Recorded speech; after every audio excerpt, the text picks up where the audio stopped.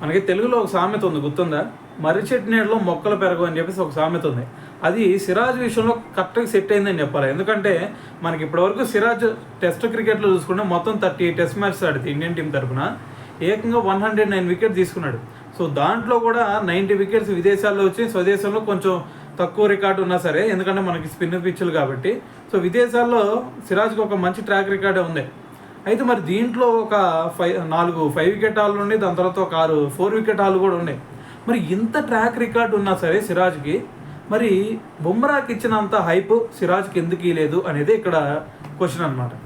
So మరి ఇక్కడ చూసుకుంటే మరి బుమ్రాతో పోల్చితే మనకి పేస్ ఏదన్నా, మరి బుమ్రాతో పాటు పేస్ వేయలేడా అంటే ఈక్వల్ పేస్ వేయగలుగుతాడు.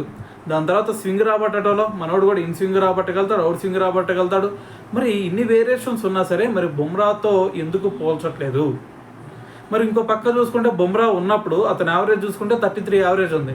బుమ్రా లేనప్పుడు చూసుకుంటే ఏకంగా 25 యావరేజ్ ఉంది. అంటే ఒక ఆపత్ బాంధవుడిలాగా ఇండియన్ టీంని ఆదుకున్నాడు బుమ్రా లేనప్పుడు. మరి బుమ్రా ఉన్నప్పుడు ఇండియన్ టీం బుమ్రా మీదే ఎక్కువ డిపెండ్ అవుతూ వచ్చింది. బుమ్రా లేనప్పుడు మరి సిరాజే కదా మనకి ఆపత్ బాంధవుడిలాగా ఆదుకుంది. మొన్న మనకి ఇంగ్లాండ్ మీద సెకండ్ టెస్ట్లో కూడా చూసుకుంటే 6 వికెట్స్ తీసుకున్నాడు. సో దాంతో ఫస్ట్ ఇన్నింగ్స్లోనే మ్యాచ్ 1 సైడ్ చేశాడు. మరి ఇంత మంచి పర్ఫార్మెన్స్ ఇస్తున్న సిరాజ్కి మరి ఎందుకు బుమ్రాకి ఇచ్చినంత హైప్ ఇవ్వట్లేదు? సో మరి దీని గురించి మరి మీరేమనుకుంటున్నారనేది కూడా తెలియాలి కదా. సో కింద కామెంట్ చేయండి మరి.